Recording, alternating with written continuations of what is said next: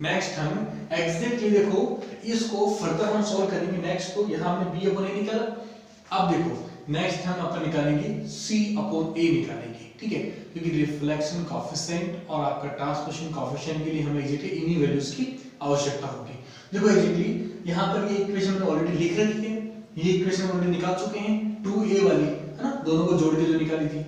ये equation exactly similar वही equation है जो बाउंड्री कंडीशन से निकाली थी अपन ने, और ये इक्वेशन वो है जो अपन ने g अपॉन f की वैल्यू निकाली थी। अब देखो एग्जैक्टली मैं इस इक्वेशन में से इस इक्वेशन को डिवाइड कर देता हूं। देखो एग्जैक्टली क्या होगा, ये होगा जब c e की पावर आपका आयोटा k a अपॉन आपका 2 k आपका a इक्वल टू आपका ये होगा, यहां पर होगा एग्जैक्टली आपका f e की पावर अल्फा a प्लस आपका g e की पावर माइनस अल्फा a, और ये नीचे आ जाएगा आपका f और ये होगा k माइनस आयोटा अल्फा आपका और प्लस आपका g और k प्लस आयोटा अल्फा, ठीक है, एडजस्ट इस प्रकार होगा।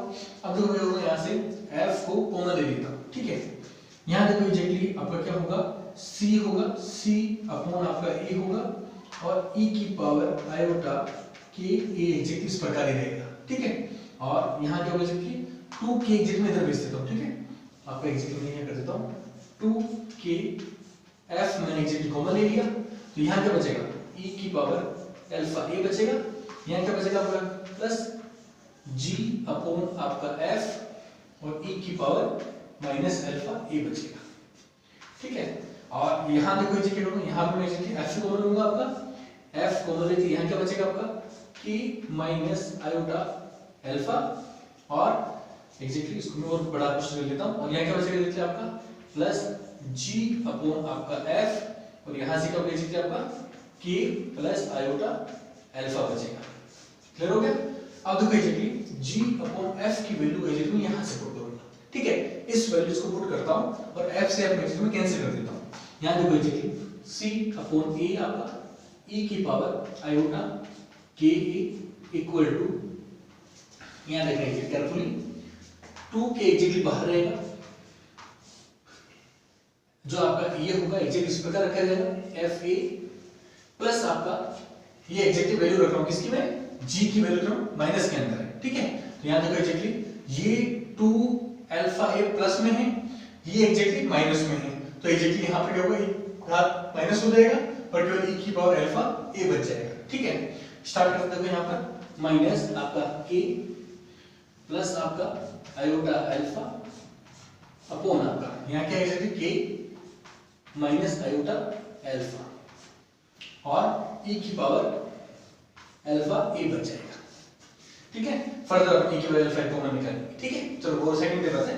यहां देखो एग्जैक्टली g अपॉन f की वैल्यू को अगेन मैं पुट करूंगा, ठीक है, यहां देखो एग्जैक्टली आपका f कैंसिल आउट हो चुका है, ठीक है, यहां क्या होगा आपका exactly k minus iota alpha, ये माइनस में हो जाएगा, ये वैल्यू यहां पुट होगा, ये प्लस में है, ये प्लस में है, स्क्वायर हो जाएगा, ठीक है, तो यानी कि k प्लस आयोटा अल्फा का square upon k minus iota alpha, ठीक है, और e की पावर 2 अल्फा a हो जाएगा।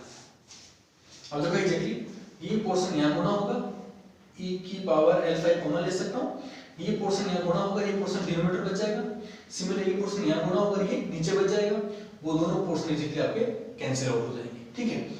नेक्स्ट सॉल्यूशन क्या होगा आपका exactly c upon a e की पावर आयोटा k a आपका इक्वल टू 2k, ठीक है, यहां से आपका 2k e की पावर अल्फा a, ये एग्जैक्ट बदल गुणा हो जाएगा यहां से k माइनस आयोटा अल्फा और आपका minus k plus iota alpha, ठीक है, k प्लस आयोटा अल्फा और e की पावर अल्फा में कॉमन लेंगे, ठीक है, ये जो पोर्शन नीचे बचेगा वो इससे कैंसिल आउट होगा, इसलिए मैंने इसको नहीं लिखा है, ये इसको स्क्वायर कर देगा, ठीक है, आपका k, ठीक है, माइनस आयोटा अल्फा का स्क्वायर और माइनस आपका k प्लस आयोटा अल्फा का एग्जैक्टली स्क्वायर, ठीक है, और e की पावर 2 अल्फा a और यहां से जो डिनोमिनेटर आएगा वो इस वाले से कैंसिल आउट हो जाएगा, ठीक है।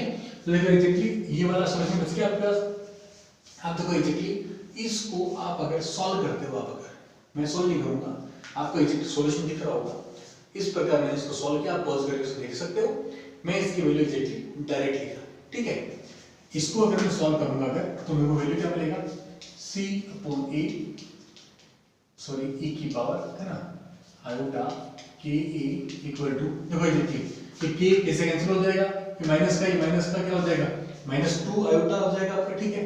2 बाहर आएगा क्या 4 हो जाएगा आपका, तो एग्जैक्टली ये हो जाएगा आपका -4 है ना आयोटा अल्फा k e की पावर अल्फा a।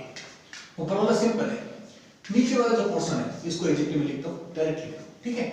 वो होगा एग्जैक्टली आपका माइनस, ठीक है, k square minus alpha square, और वो होगा एग्जैक्टली e की पावर 2 अल्फा a माइनस 1, ठीक है, माइनस आपका 2 आयोटा अल्फा k और e की power 2 alpha a plus 1। Exactly आप इसको सॉल्व करके देखिएगा, मैंने इसका डायरेक्ट वैल्यूशन पुट किया, ठीक है। अब देखो एग्जैक्टली आंसर क्या होगा, c upon a equal to, ये पोर्शन इधर चला जाएगा तो माइनस में हो जाएगा, माइनस माइनस यहाँ माइनस है, यहाँ माइनस है, माइनस कॉमन लेते हो और कैंसिल आउट कर देते हो, ठीक है। यहाँ क्या बचेगा एग्जैक्टली आपका 4, ठीक है, आयोटा अल्फा k e की पावर अल्फा a गुणा में e की पावर माइनस, ठीक है, आयोटा k और a होगा। यहाँ से क्या बचेगा एग्जैक्टली आपका k square minus alpha square, ठीक है। इस फंक्शन को एग्जैक्टली आपको दिख रहा होगा, एक मेथड सीखी होगी, इस फंक्शन को sin h के फंक्शन में रिप्रेजेंट किया जा सकता है, उसी का यूज करके इसको एग्जैक्टली रिप्रेजेंट कर, ठीक है। वो क्या होगा एग्जैक्टली आपका sin, ठीक है, h अल्फा a प्लस आपका नेक्स्ट जो इसका सॉल्यूशन होगा वो जब 2 हो जाएगा, माइनस 12 आ गया इसलिए प्लस का हो गया 2 आयोटा k है ना, और यहां से देखो एग्जैक्टली क्या होगा आपका अल्फा भी आएगा, ठीक है, और इसको एग्जैक्टली अपन cos की फॉर्म में लिखते हैं, ठीक है। आपका एग्जैक्टली क्या होगा cos h अल्फा a, ये जो एग्जैक्टली इस प्रकार लिखूंगा। जब आप इसको इस फंक्शन को जो साइन की फॉर्म में लिखोगे, साथ में एक गुणा आएगा e की पावर अल्फा a, आप इसको सॉल्व करना फैमिली करके, आपको कंफर्म वो चीज मिलेगा, वो एग्जैक्टली यहां पर बाहर आएगा और वो इसको कैंसिल आउट कर देगा, तो एग्जैक्टली हमारा इक्वेशन हल्का सा चेंज हो जाएगा, ठीक है। इसको आप एग्जैक्टली फाइंड आउट करके देख लेना, ये एग्जैक्टली इक्वेशन हमारा इस प्रकार बचेगा। अब देखो एग्जैक्टली हमारा यहां तक का, अब देखो यहां तक हमारा काम पूरा हो गया। अब एग्जैक्टली नेक्स्ट हम क्या करेंगे, प्रोबेबिलिटी करंट डेंसिटी को फाइंड आउट करेंगे। नेक्स्ट है हमारे वो है प्रोबेबिलिटी करंट डेंसिटी, ठीक है। एग्जैक्टली देखो प्रोबेबिलिटी करंट डेंसिटी के बारे में हम एक सेपरेट लेक्चर हम पढ़ चुके हैं, इसका एग्जैक्टली मैंने डायरेक्ट फॉर्मूला एग्जैक्टली मैंने यहां पर यूज किया है, ठीक है। जो क्या होता है जे से इंडिकेट किया जाता है और रियल पार्ट ऑफ और इस ये पूरा फंक्शन होता है, ठीक है। यहां देखो साई स्टार जो फंक्शन है वो क्या है आपका वेव फंक्शन जो है उसका कॉम्प्लेक्स कंजुगेट निकाला गया है, और यहां पे एग्जैक्टली इस फंक्शन क्या है बिना कंजुगेट यानी रियल पार्ट में लिखा गया। अब देखो इस फॉर्मूले को एग्जैक्टली मैं अप्लाई करता हूं किसके ऊपर, हमारे इस डायग्राम में जो दो क्षेत्र है, जो आपके लेफ्ट साइड है वो फर्स्ट क्षेत्र है और आपका तीसरा वाला क्षेत्र है, ठीक है। देखो exactly particle in region first जहां पर कंडीशन क्या है x लेस देन 0, ठीक है, एंड रीजन 3 जहां कंडीशन क्या है x ग्रेटर देन e, मतलब उस पोटेंशियल के लेफ्ट और राइट साइड में। अब देखो एग्जैक्टली वहां पर ji मतलब किसकी हमें जो है वो करंट डेंसिटी निकालनी है अपने को, प्रोबेबिलिटी अपने को पार्टिकल के आने की, पार्टिकल के रिफ्लेक्ट होकर वापस जाने की और पार्टिकल के ट्रांसमिट होने की, मतलब पार्टिकल के अपवर्तित होकर अंदर घुसने की, ठीक है। देखो फर्स्ट निकालता हूं ji, ठीक है। फॉर्मूले से देखो एग्जैक्टली आपको दिख रहा है कि यहां पर मुझे वेव फंक्शन किसका निकालना है, पार्टिकल के आने वाले फंक्शन का। देखो एग्जैक्टली आपको फंक्शन दिखाई दे रहे होंगे, इसमें जो पहला फंक्शन है एग्जैक्टली आपका वो जो फंक्शन क्या है a e की पावर आयोटा जो है kx है, ये असल में पार्टिकल के आने का फंक्शन था, उसको इस मैंने यहां पे लिखा कि आने वाले फंक्शन का कॉम्प्लेक्स कंजुगेट निकाला मैंने, ठीक है। देखो वहां पे जो कांस्टेंट a है वो रियल नंबर भी हो सकता है, वो इमेजिनरी नंबर भी हो सकता है, तो मैंने क्या किया उसको a स्टार लगा दिया, ठीक है। ये देखो ये एग्जैक्टली जो फंक्शन है वो असल में क्या है, ऑलरेडी वहां पर देखो आयोटा लगा हुआ है, वो एग्जैक्टली क्या है आपका इमेजिनरी फंक्शन है आपका, तो उसके ऊपर कॉम्प्लेक्स कंजुगेट क्या होगा माइनस कर देगा उसको, सिंपल, ये मैथमेटिकल फंक्शन मैंने यहाँ पे लिखा, ठीक है। फिर डिफरेंशिएशन किया मेरे रियल फंक्शन का, ठीक है। अब देखो एग्जैक्टली यहाँ से क्या होगा, ये a आपका कांस्टेंट है, ये बाहर आ जाएगा, तो a स्टार a बन जाएगा आपका, ठीक है। Simply h cross upon iota m है, वो सिंपल बाहर आ जाएगा। ये वाला जो फंक्शन है वो एग्जैक्टली यहाँ लिखा हुआ है, इसका डिफरेंशिएशन किया गया। एक्सपोनेंशियल फंक्शन का डिफरेंशिएशन एग्जैक्टली एक्सपोनेंशियल फंक्शन ही होता है, तो e की पावर आयोटा kx होगा। और ये ऊपर का जो फंक्शन है, ठीक है, इसका डिफरेंशिएशन किया तो क्या आएगा, आयोटा और k आएगा। अब देखो एग्जैक्ट क्या किया मैंने, इस फंक्शन को देखो एग्जैक्टली मैंने क्या किया, दोनों को एक कंबाइंड फॉर्म में लिख दिया, a स्क्वायर और मोड लगा दिया। मतलब हो सकता है कि ये फंक्शन कॉम्प्लेक्स कंजुगेट हो, मतलब इमेजिनरी नंबर हो, तो उसके लिए मोड लगा दिया, मतलब हमेशा वैल्यू क्या आनी चाहिए, पॉजिटिव आनी चाहिए। ये देखो h क्रॉस यहाँ पर है, h क्रॉस यहाँ है, ये दोनों फंक्शन देखो एग्जैक्टली, ये एग्जैक्टली एक्सपोनेंशियल दोनों फंक्शन है, लेकिन ये माइनस आयोटा में है, ये प्लस आयोटा, मतलब ये माइनस पावर में है, ये प्लस पावर में, दोनों कैंसिल आउट हो जाएंगे।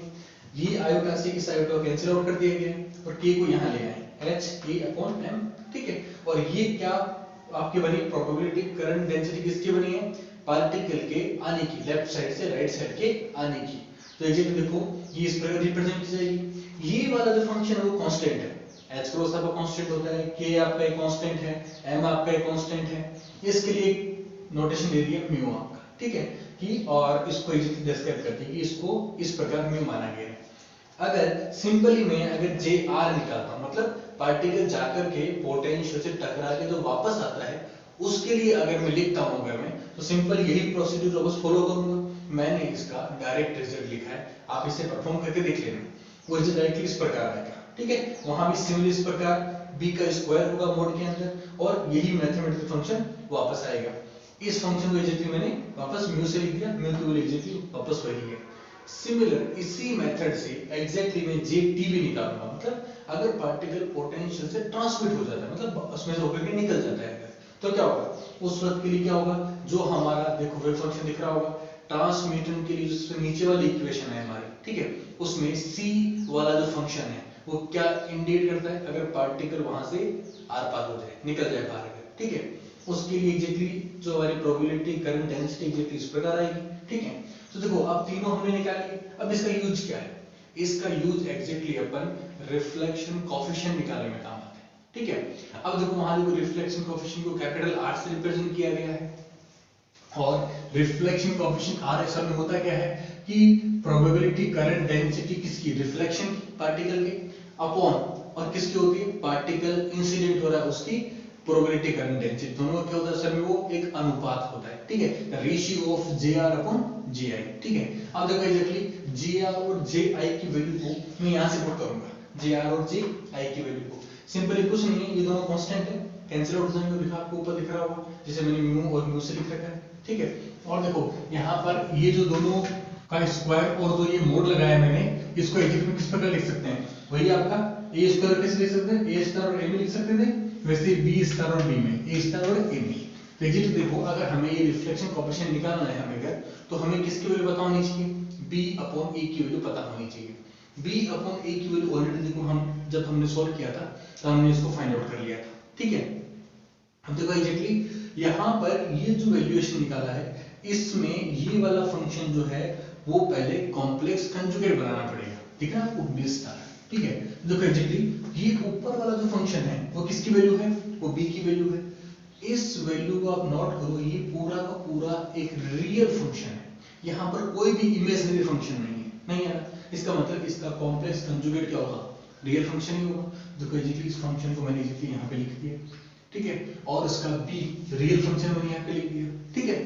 नीचे वाले पोर्शन में थोड़ा सा चेंज होगा, ये फंक्शन नोट करो कि इस फंक्शन में ये वाला जो पोर्शन है ये एग्जैक्टली एक कॉम्प्लेक्स नंबर रखता है, ठीक है, 2 आयोटा अल्फा की, ये एग्जैक्टली क्या आपका कॉम्प्लेक्स नंबर है। इसका अगर आप कंजुगेट निकालोगे आप अगर, तो असल में वो क्या होगा, वो असल में माइनस होगा, ठीक है। और उसका रियल जो पार्ट होगा, इसका रियल मतलब एक बार क्या करना है, फंक्शन को वैसे वैसे लिखना है, एक बार उसका कॉम्प्लेक्स कंजुगेट लिखना है, ठीक है।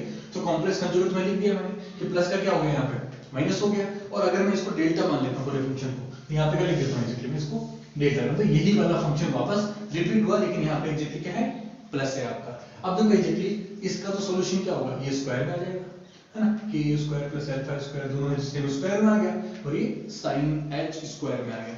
नीचे वाला फंक्शन दिख रहा है वो क्या हो रहा है, इमेजिनरी फंक्शन का और रियल फंक्शन का मल्टीप्लिकेशन है। आपको एग्जैक्टली यहाँ पे सॉल्यूशन दिखाई दे रहा होगा। मैंने इसका क्या किया, जो इसका सॉल्यूशन आया है उसको मैंने डायरेक्टली पुट कर दिया, ठीक है। ये एग्जैक्टली इसका सॉल्यूशन आएगा, ठीक दिख रहा है एग्जैक्टली आपको। वो क्या आएगा, के स्क्वायर प्लस अल्फा स्क्वायर कोष्टक में है sin h alpha a plus 4k square alpha square होगा, ठीक है। यहाँ पे देखो एग्जैक्टली के स्क्वायर का वैल्यू क्या है, देखो एग्जैक्टली लेक्चर हमने स्टार्ट किया था तो हमने के का वैल्यू ऑलरेडी फाइंड आउट किया था या हमने अज्यूम किया था। वो के का वैल्यू एग्जैक्टली ये है और अल्फा का वैल्यू एग्जैक्टली आपका ये वाला है। अब देखो इस फंक्शन को मैं फर्दर सोल्व कर सकता हूँ, ठीक है। किस तरह सोल्व करूंगा, देखो यहाँ पर ये वाला पोर्शन और ये वाला पोर्शन देखो एग्जैक्टली सेम है, ठीक है आपको। तो एग्जैक्टली इसको इसके बटा में लेता हूँ तो क्या होगा एग्जैक्टली 1 प्लस, ठीक है। और यहाँ क्या बचेगा एग्जैक्टली आपका, यहाँ बचेगा एग्जैक्टली आपका के स्क्वायर प्लस आपका अल्फा स्क्वायर और आपका साइन, ठीक है, एच अल्फा ए, ठीक है। और यहाँ से देखो एग्जैक्टली क्या बचेगा 4k स्क्वायर और आपका अल्फा स्क्वायर। ये एग्जैक्टली फंक्शन आपका रिमेन बच जाएगा। अब क्या करना है, इस फंक्शन को हमें अगर सॉल्व करना है अगर तो हमें किसकी वैल्यू पता होनी चाहिए, के स्क्वायर प्लस अल्फा स्क्वायर की वैल्यू पता होनी चाहिए और के स्क्वायर गुणा अल्फा स्क्वायर की वैल्यू पता होनी चाहिए। देखो एग्जैक्टली इन फंक्शन को मैंने ऑलरेडी सॉल्व करके रखा, देखो यहाँ पे कि के स्क्वायर और अल्फा स्क्वायर की वैल्यू ये आएगी, मतलब इन दोनों फंक्शन का गुणा जो है एग्जैक्टली वो ये आएगा। आप भी आराम से बैठ के सोल्व करना है इसको, ठीक है। और ये वाला जो फंक्शन है, ठीक है, के स्क्वायर प्लस अल्फा स्क्वायर इन दोनों जोड़ जो होगा वो असल में इसके बराबर आएगा, ठीक है। इन दोनों वैल्यूज मैंने ऑलरेडी निकाल के रखा है। इन दोनों वैल्यूज को अगर मैं इस वाले वैल्यूज में पुट करता हूं अगर तो मेरे को आउटकम क्या मिलेगा, वो होगा एग्जैक्टली इस प्रकार r इक्वल टू, वो एग्जैक्टली वहां 1 है, एग्जैक्टली 1 प्लस आपका, ठीक है।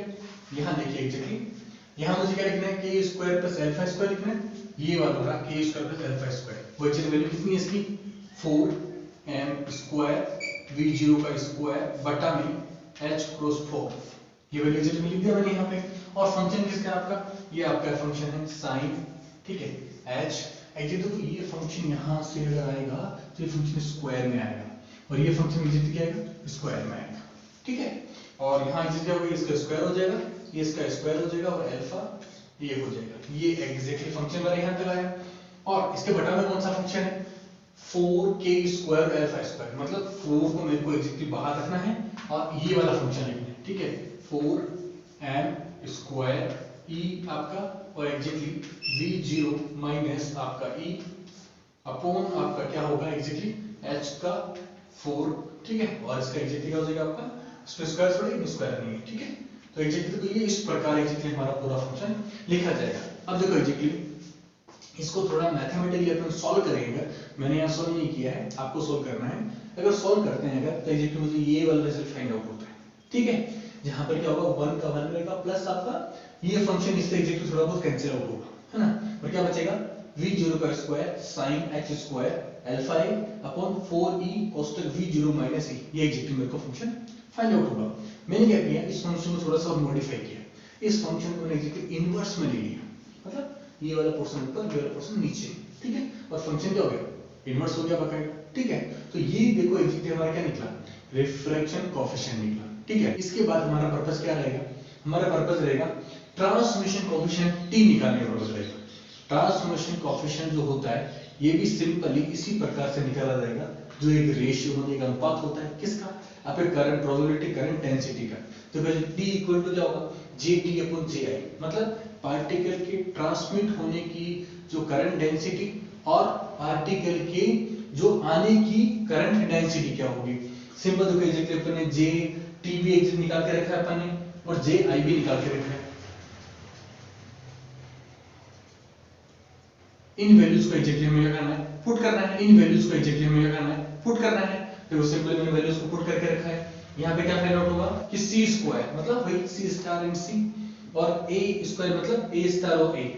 देखो c स्टार की वैल्यू जब कहां से फाइंड आउट करेंगे, c स्टार की वैल्यू तो यहां से फाइंड आउट करेंगे। यहां पर देखना एग्जैक्टली मैंने थोड़ा सा मिस कर दिया था, यहां एग्जैक्टली 2 होगा, ठीक है, नॉट ए 4, है ना। तो देखो एग्जैक्टली इस वैल्यू को मैं यहां पर अगर पुट करता हूं तो देखो एग्जैक्टली क्या होगा, ये वाला वैल्यू जो एग्जैक्टली कॉम्प्लेक्स में है, मतलब आयोटा का फंक्शन है इसके अंदर, ठीक है।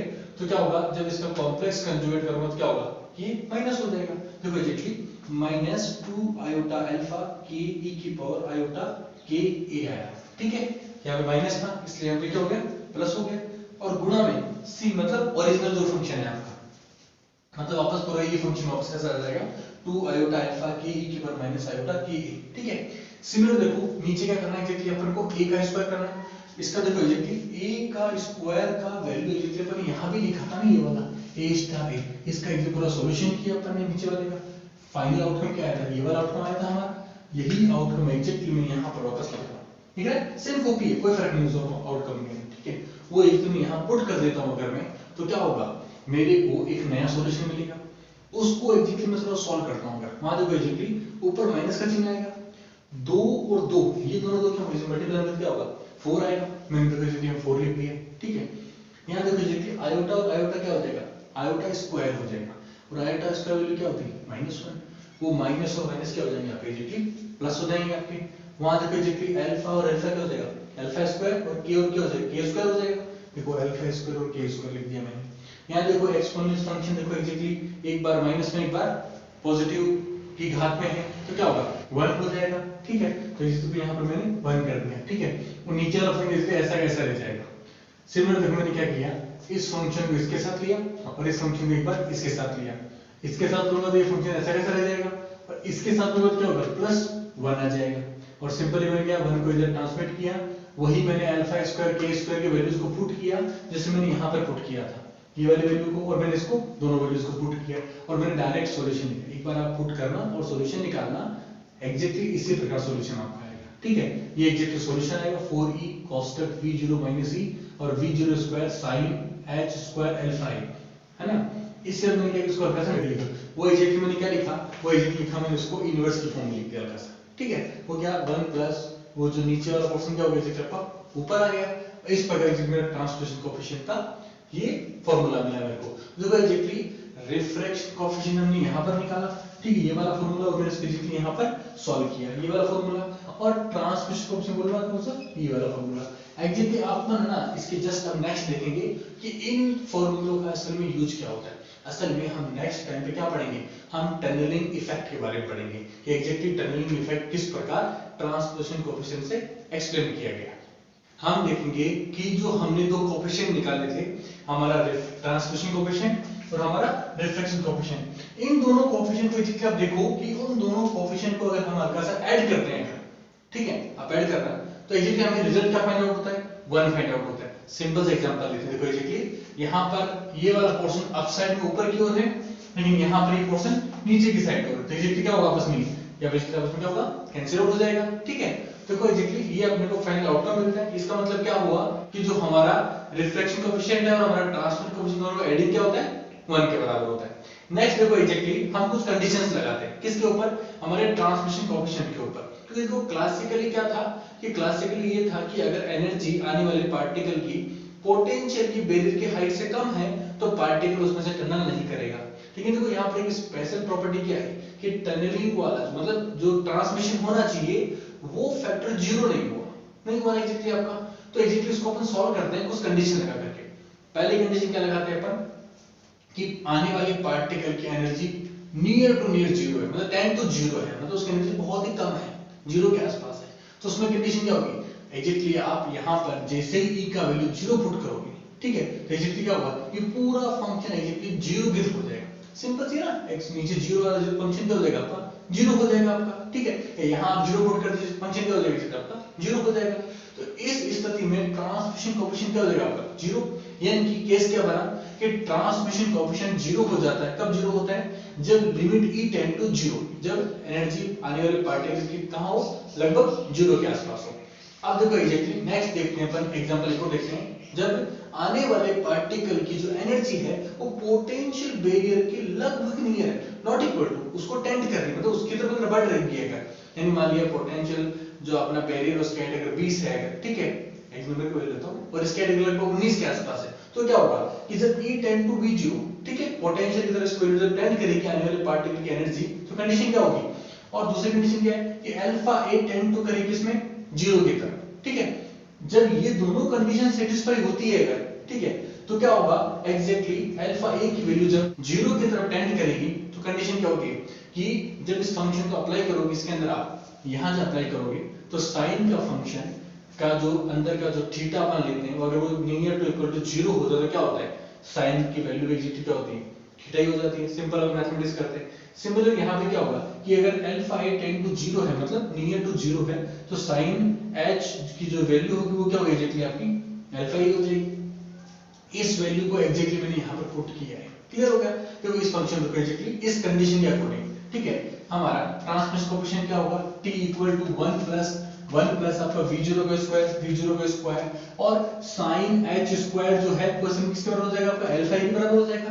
तो अल्फा स्क्वायर और आपका a स्क्वायर अपॉन आपका, देखो एग्जैक्टली यहां पर क्या होगा, v और e टेंड टू v0 है, मतलब e tend to v0, e की वैल्यू मैंने क्या रख दी मैंने v0 रख दी, not equal to v0 similar to v0 रख दी मैंने, ठीक है। और देखो ये वाला पोर्शन क्या कहता है, v0 माइनस e, मतलब v0 यहाँ पे पॉजिटिव है, e यहाँ पे क्या है नेगेटिव में है, यानी कि आने वाली जो एनर्जी है वो असल में क्या कर रही है, v0 को टेंड कर रही है। इसका मतलब ये एनर्जी जो है ना v0 से हमेशा क्या रहेगी, कम रहेगी। तो इसका जो डिफरेंस आएगा वो बहुत ही माइनर होगा, मतलब बहुत ही कम डिफरेंस है, उस पॉइंट ऑफ डिफरेंस आएगा, उसको एग्जैक्टली अपन यहाँ पर हल्का सा अवॉइड कर देते हैं, ठीक है। तो एग्जैक्टली क्या बचेगा, यहाँ क्या बचेगा, v0 बचेगा। नेक्स्ट मैंने क्या सोल्व किया है कि यहाँ पर अल्फा स्क्वायर जो है एग्जैक्टली उसकी वैल्यू इस प्रकार है, ये अपन ने स्टार्टिंग में निकाला था, ठीक है। अल्फा इसका वैल्यू इस प्रकार है। अब देखो एग्जैक्टली इस वैल्यू को आप अगर नोट करो, यहाँ भी सेम वही कंडीशन लगेगी आपकी v0 माइनस e वाली। इसका डिफरेंस क्या होगा, लगभग 1 के नियर होगा, मतलब बहुत माइनर डिफरेंस हो गया इनका, ठीक है।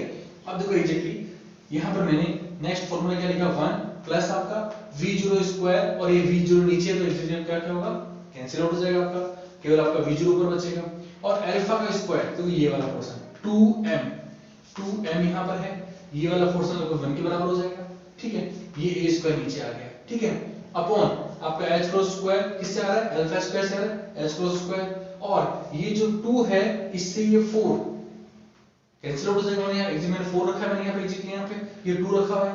नेक्स्ट देखो एग्जैक्ट क्या करूंगा मैं, इसका मतलब क्या होगा कि यहाँ पर 1 प्लस आपका ये v0 2 से 2 कैंसिल हो जाएगा, यहाँ पे नीचे का बचेगा 2 बचेगा यहाँ पर, यानी कि v0 और यहाँ पर m अल्फा स्क्वायर अपॉन आपका 2 और आपका h क्रॉस स्क्वायर, ये एग्जैक्टली फार्मूला बचेगा और इनवर्स में एग्जैक्टली बचेगा, ठीक है।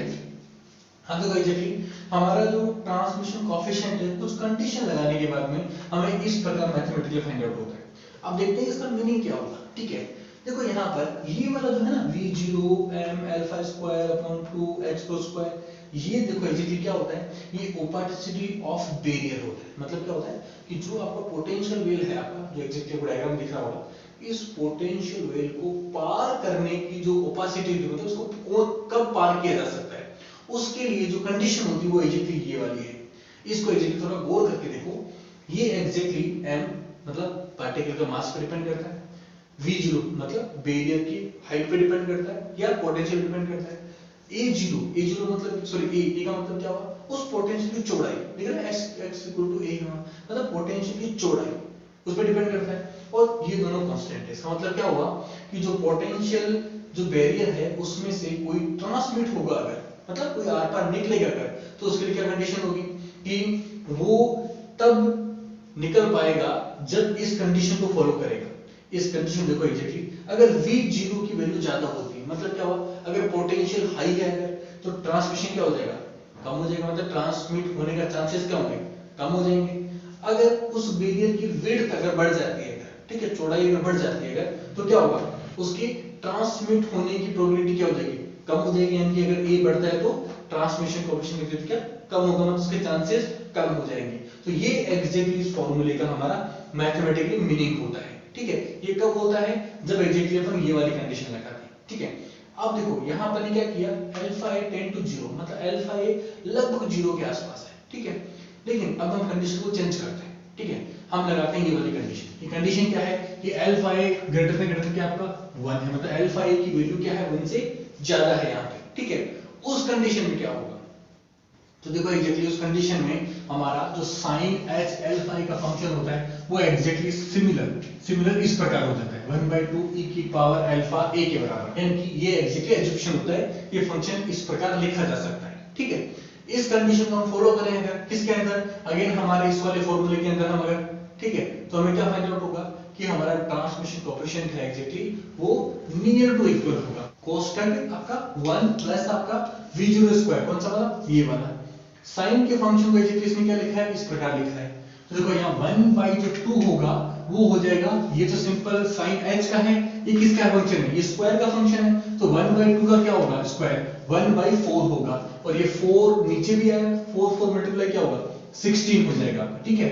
आपका e एग्जैक्टली ऐसा कैसा आ रहा है, v0 माइनस ऐसा कैसा आ रहा है आपका, और ये फंक्शन देखो जब ये फंक्शन इसके स्क्वायर में आएगा तो क्या होगा, एक्सपोनेंशियल में 2 लग जाएगा, ठीक है, 2 अल्फा a लग जाएगा और हमारा फंक्शन रीडायरेक्ट हो जाएगा, ठीक है। तो ये देखो यहाँ पर अब इस कंडीशन को हम अगर अप्लाई करते हैं तो हम क्या लिखते हैं कि अगर अल्फा a ग्रेटर देन 1 है अगर कंडीशन के अकॉर्डिंग हमारे, तो क्या होगा, ये जो एक्सपोनेंशियल का फंक्शन है ना ये बहुत ही ज्यादा होगा, ये फंक्शन क्या होगा एग्जैक्टली बहुत ही ज्यादा होगा, यानी कि ये फंक्शन एक्सपोनेंशियली है, ये क्या करेगा, ये ग्रेटर देन बहुत ज्यादा बड़ा किससे होगा, 1 से बड़ा होगा।